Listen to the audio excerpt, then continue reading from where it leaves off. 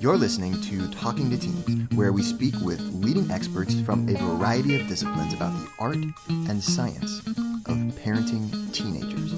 I'm your host, Andy Earle.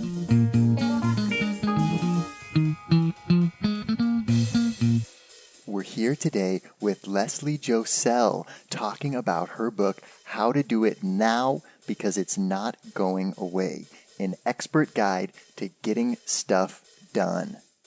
Leslie is an award-winning academic life coach for teens and college students, and she runs a company called Order Out of Chaos, where she helps teens learn the skills to succeed in school and in life. She's a huge expert on time management skills and how to help teens beat procrastination and start managing their time better and getting things done. Really excited to talk about some very creative ways to help your teens study, learn the material better, and enjoy it more.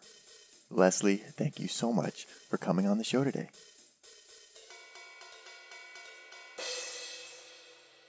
Got a copy of this book, How to Do It Now Because It's Not Going Away, an expert guide to getting stuff done. So talk to me about what inspired this, what do you do, what is Order Out of Chaos, and how did this become a book? Okay, wait, that was a lot of questions. Okay, so what you have to know is, I always like to say this, I am a lot older than I look. So I have been at this for 17 years. And what you have to know is it all started with my son. And what I found 17 years ago is that there wasn't a lot out there in regards to ADHD, learning disabilities, ways to help that kind of student untangle their world. Remember, there was really no internet. There really was no, it wasn't as like forceful as it is now. There were no conferences and podcasts and all that. So I really had to make up a lot of things on my own. I'm not going to go into the whole story. I say go to my website. There's a great story on how I literally was going at the time, door to door, family to family, helping them help their students untangle their world, particularly those with ADHD, to now having a global virtual company whose mission it is to help students be successful in learning and in life. We have over 75,000 parents who show up to us. You do not have to have ADHD or executive dysfunction, because we firmly believe in what I call universal learning. And what universal learning is that what is good for one segment of the population is good for everybody. So everything we talk about at Order Out of Chaos, even though it might be geared to ADHD or learning difficulties, stuff like that, it's really for every student. Trust me, every kid has time management issues. Everybody. Yeah, right. Everyone could get better at studying, Exactly. homework, some of these basic things, getting stuff done on time, not being stressed out about it. Exactly. Yes. In fact, actually, I think I could use some of that. So, That's okay. it. And that's it. Everybody procrastinates. I mean, over 75 to 80%, and you are the science guy, 75 to 80% of students between the ages of 13 and like 18 procrastinate on a significant basis. That is across the board. So that is actually, this is my third book, but I really wanted to write a book that was not ADHD specific. I wanted to write a book that was student specific. And I forgot to say, I actually am, though, an academic life coach. That is what I do for kids with ADHD and LD. But what I wanted to do was write a book, because I spend everything I've ever written. My other two books were parent focused. My weekly column for Attitude Magazine is parent focused. The webinars we do at Order Out of Chaos are parent focused. But I spend every day with students. Sure. So I'm like, it's time to write a book that is for students, written in their language. So that is really why, because there isn't anything out there. There's no book written for students about their procrastination and why they procrastinate. And why students procrastinate is very different than why adults do.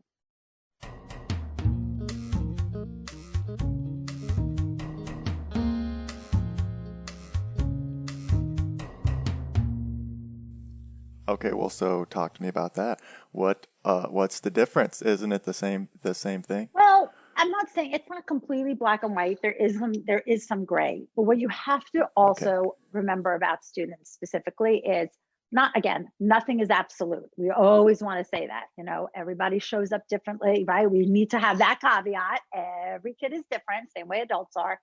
But for the most part, your students' time and what they're asked to do is not their own. It's not their own choice. So like Mm, we as adults, like, yes, I know we have to work and maybe that might not, but yet there's that inner, you like, have some we have obligations. obligations and our brain has matured enough to understand I need to do this because of the consequence that might not happen. But a lot of what adults do is very adult directed. I mean, something as simple as I want to clean out the garage. I know I need to pay my bills. There's a very much an internal motivation to get those things done.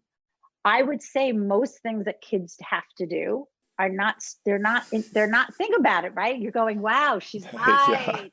It's not Your entire everything. day. So not only is Yep. their time not their time is not their own. What they have to do is not their own. And they want some control. They want some power. I don't want to say power in a bad way, but they would like some control and some decision making as to how, not only what they have to do, but more importantly, how they get it done. And that is where they get the control. Yeah. They might not have the control of what, but they do have the control of how. I hear that. It's like this, even with uniforms, how can I find at least just a little bit of a unique way to Exactly. wear this or Right. put just a Right. little something on a Right. flare? It's like as a teenager, you're even told what to wear. You're told how you can and can't, when you can and can't go to the bathroom, every little thing. And so any ways that you can find a little bit of autonomy and ways to carve out, Right. some freedom for Right. yourself. And then the other point that I think is hugely important, and this is something that I spend, I would say, all day, every day telling parents, is that a lot of the procrastination your students are facing is skill based or a lack of skill.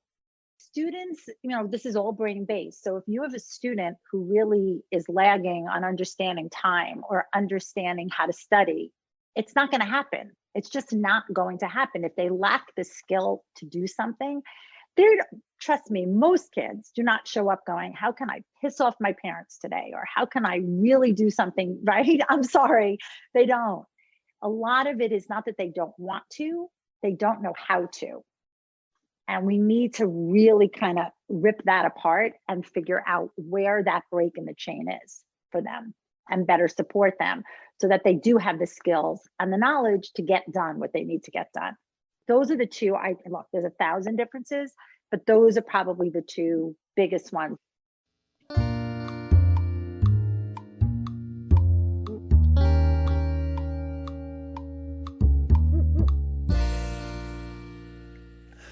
You talk about the importance of building a time sense. Oh, yeah. That, before you can really get too far into any of this stuff, you need to at least start getting a sense of how long stuff actually takes and getting better at estimating how long something's going to take, which I think is so important because we've all had the experience of being late to something because it's just took way longer to get there than we thought. It took longer to get ready than we thought. Or being up the last day before a presentation because it took way longer to get our PowerPoint done than right? On and on and on. On and on and on. Yeah. And it's so interesting, everything you just said. So time is my thing. Like time is my jam. I love talking about time because it's the one thing we all have the same amount of. Yeah. But yet how we use it and how we show up about it.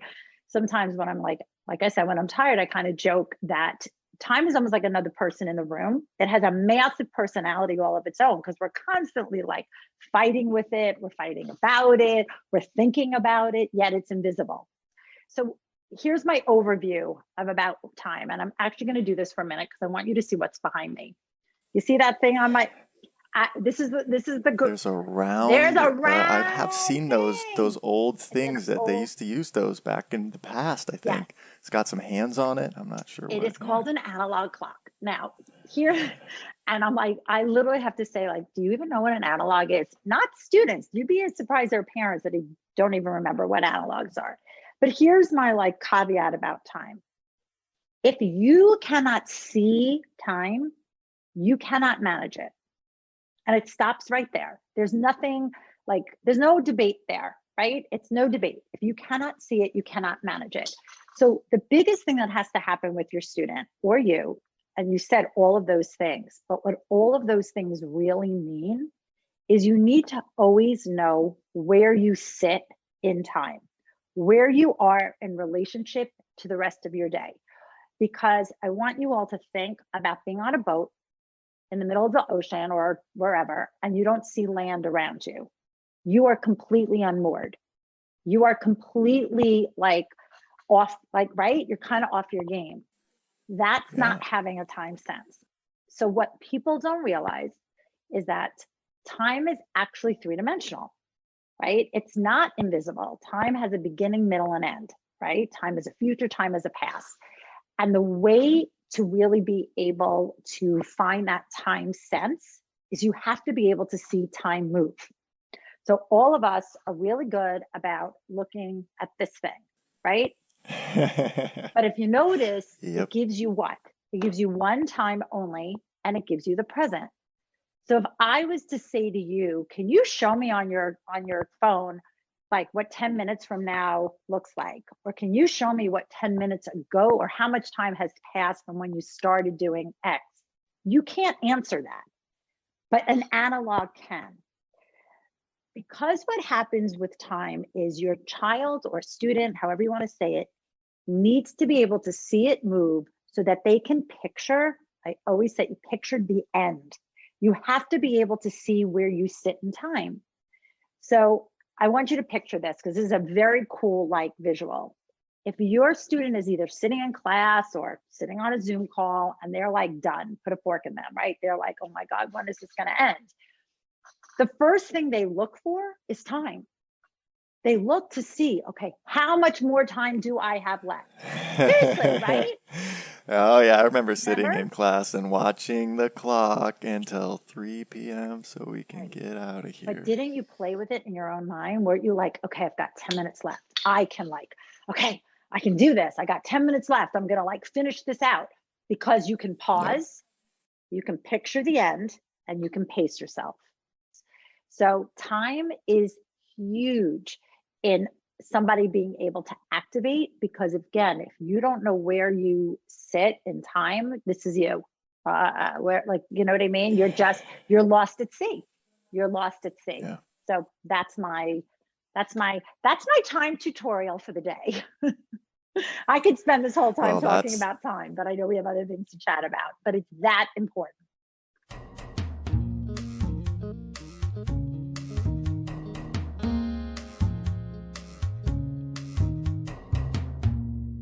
Parents are not immune to this. How often are we with our kids late to stuff because we fail to take into account how long it was going to take to get everything going? Right.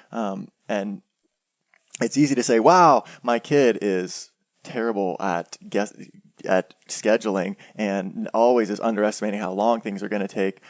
And well, that's pretty hard conversation to have, but if you can But you don't always have to have the conversation. This is where parents, because I get a lot of this, like, well, what if I'm not great at time?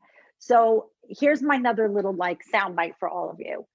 The more you can externalize time, the more you internalize it. Okay, what do I mean by that?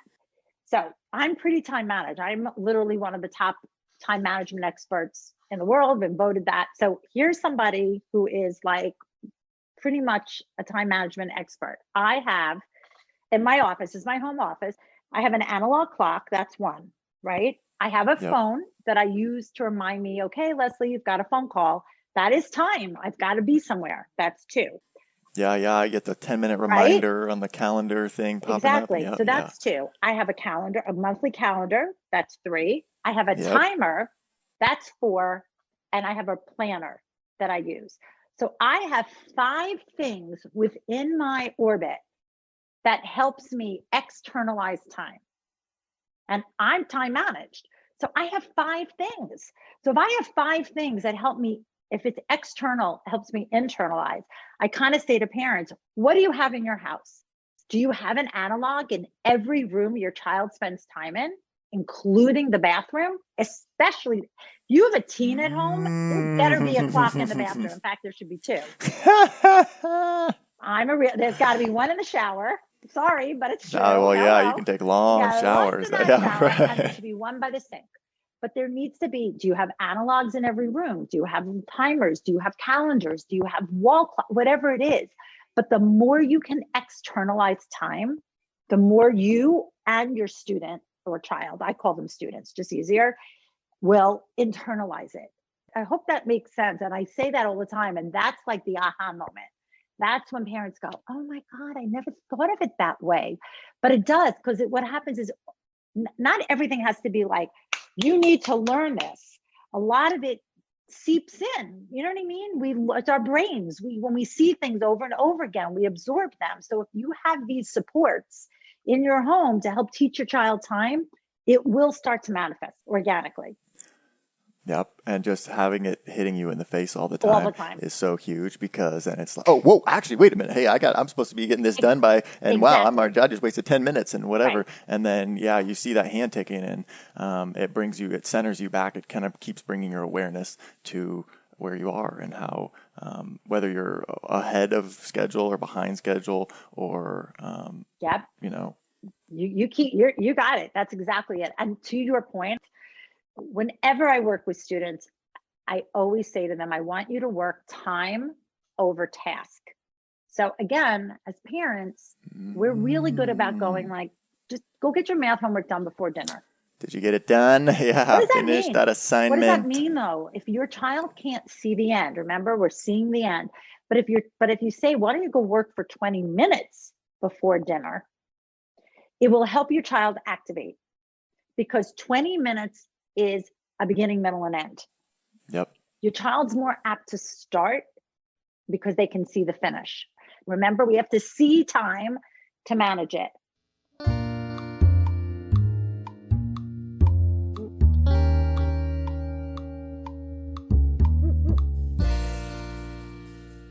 One thing I really love is when we get brands here to talk about that are perfect for our audience. Prep U Products is one of those brands. These guys really get it. Prep U is giving teen guys a real all-natural option when it comes to deodorants, soaps, body washes, and shampoo. The other thing that I really love about Prep U is that their products are all natural, which means there's no chemicals and they're perfectly safe. Head over to prepuproducts.com to check out their assortment of better for you personal care products for guys. That's prep, the letter U, products.com, and use Teen Talk at checkout for 30% off your first order. Again, check out Prep U Products for the best in all-natural personal care for teen guys.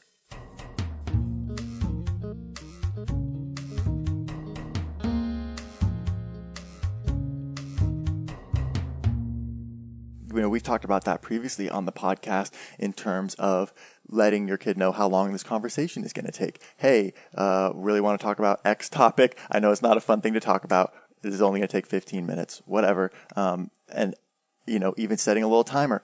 We had a guest who was talking about how she used to make this rule with her teenagers that anything they brought up in the car during a car ride, as soon as they got home, the conversation would be over and she would never bring it up again. So they could talk about anything during the car ride. And she said she was like, oh, I got gold that way. I got really good stuff because they would, bring stuff up like 3 blocks away from the house when they knew, hey, and it's like exactly what you're talking about. It's an external, and you have a very good feel for how long it's going to take to drive 3 blocks or whatever. So it then makes you feel safe to bring something up and say, oh, hey, Mom, anyways, by the way. I love that. And it's funny you said that.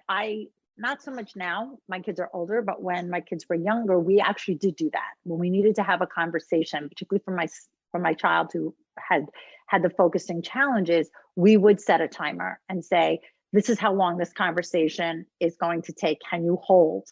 And that's really, really great because, again, I am an ADHD expert or executive functioning. And what that is the effort level.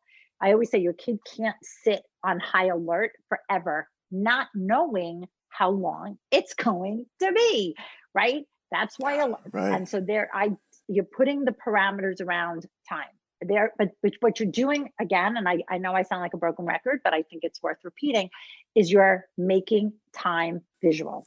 So I love, love, love that. And the car ride's cool because then you can feel it Oh, too. It's I like love also it's that. physical. You're moving through it, you know. So yeah, getting all those senses But involved. I even do that. This is like, has nothing to do with the book, but it's just a great tip. I get asked all the time, like, remember, I work with parents whose kids have challenges. So if they catch their kid lying, not a massive lie, I'm Mm, not talking about like stealing or things like, but like kids saying, of course I did my homework and the page is empty, like those kind of like crazy, ridiculous lies where, the kid goes, I didn't eat the powdered donut, and his face is like, full of it's crumbs. all over your place. Yeah. What we don't do, and again, it's a little bit of a time thing, is we don't have the conversation right then and there. We actually do the opposite. We say, you know what, I'm going to give you till 8 o'clock tonight, give you a few hours to collect your thoughts, figure out your story, and then we're going to meet at 8 o'clock, and then we're going to have the conversation.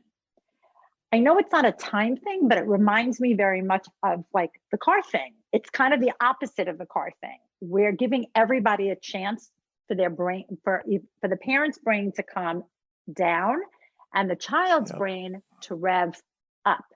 Because most kids, we know, we call it, fight or flight, but they also freeze or fib. So I'm adding that to the list. We don't want to freeze. And if your child is Yeah. caught like this, they're going to freeze. They're just going to freeze, and you're going to go up and they're going to go down. So by postponing the conversation, you're going down, and your child has a chance to collect his thoughts, get his brain wrapped around it, and everybody now meets in the middle. And it gives your kid a little bit of a sense of control. And I like doing that also, and then even giving them a little bit of a choice. Yes. So, hey, let's talk about this later. Do you want to go for a walk or sit on the back porch? Let's talk about this later. Is 6 o'clock before dinner or after dinner? Just so that it's still going to happen. We're still going to talk about this, but just it's like we were talking about earlier, giving them just a little bit of feeling of autonomy, giving them some sort of a way that they can have some sort of control. I think is huge. Huge. You and I are totally on the same page. And my mantra is, it is my mantra always is, it's a parent's job to set parameters, but it's a child's job to negotiate them. Back porch, in the car, right? Pick 4:17, 4:23. You know what I mean? To start 20 your minutes. What about 10? Right. Okay, 15. Yes, I don't right. know. But it's okay. But I believe, I agree with you that the choice and the autonomy is I think critical.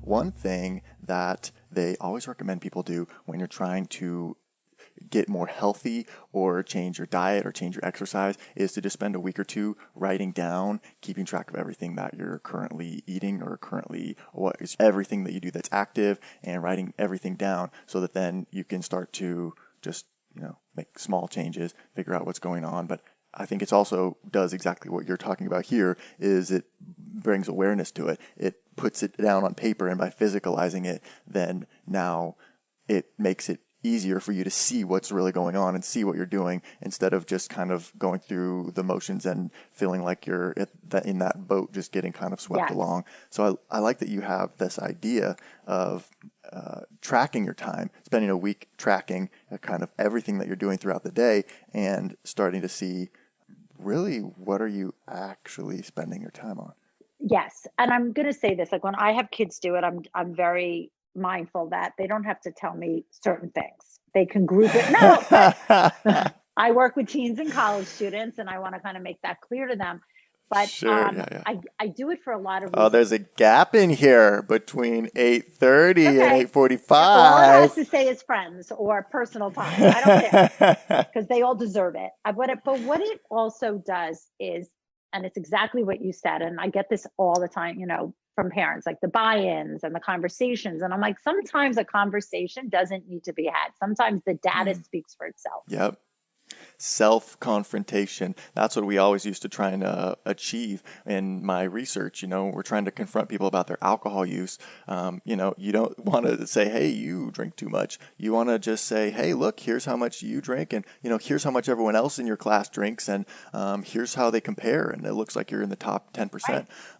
Interesting. Isn't that right? What do you think here's about the that? data. What do you think? Right. Right, Here's right. the data. No need to say, so you're going to need to start doing that less. Right. We can let them confront themselves sometimes. And, Right. this helps you achieve that same thing. Exactly. You don't need to necessarily go through every hour with them and say, oh, it looks like you wasted an hour No, we in don't your want afternoon. that. But we kind of look at it and say, well, what do we can, once they do it, and it's a very funny thing. Like, I think some people would go like, kids really do it. Actually, they do, and they actually really like it because I don't know, it's game-like, it's fun. And again, I don't make them go like, okay, every 15 minutes. Like if you're hanging out, if it's your personal time, I just want that. Like, I don't need to know what you did in that personal time. I just want to know what's the difference with your personal time and study. There's so much aha moments, and I love how you said it, that come out of that is very much a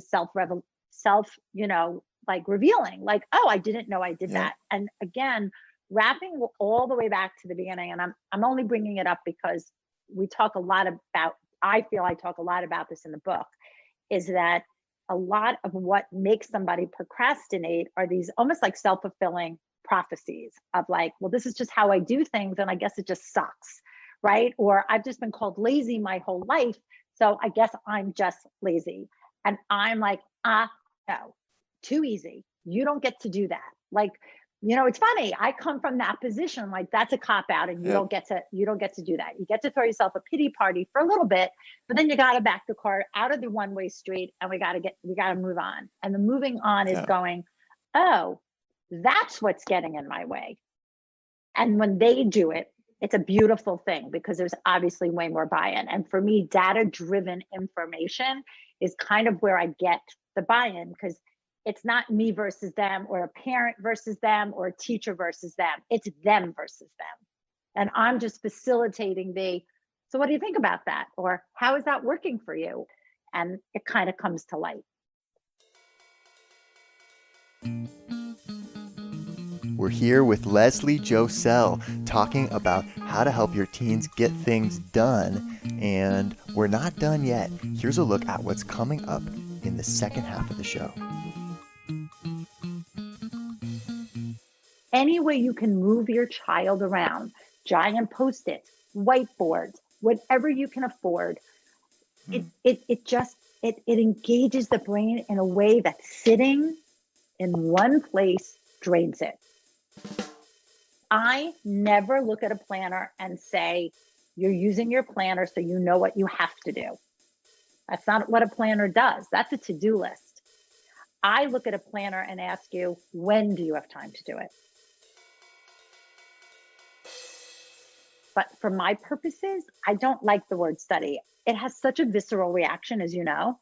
I actually like the word practice, because most kids understand what practice means. I would guarantee that most parents out there would say their kid practices something. It could be a sport, an instrument, dance, theater. It doesn't matter. Art, it doesn't matter. But your kid understands that to practice something means to get better at it. Practice has a beginning, middle, and an end. And I'm wrapping it all the way back to the beginning of our conversation when I talked to you about time and how there always has to be a beginning, middle, and end for your child to activate. And it's not enough to activate, they have to stay the course. So why does your child, who knows, I know before I get to play a soccer game, I have to do practice first, and they show up and they know I have to do this and there will be an end to it, but there's a beginning, middle, and end. I am going to get better. It's habit forming. So I like to use the word, not go study. You're not going to study math. You practice math. Go practice your vocab words. Go play around with, I like to use words that are very verb centric and that kids really kind of can relate to that, but study is too vague and it puts too much cognitive load on the brain. Want to hear the full interview? Sign up for a subscription today. you get unlimited access to all the interviews I've conducted. It's completely affordable, and your subscription helps support the work we do here at Talking to Teens. Thanks for listening. I'll see you next time.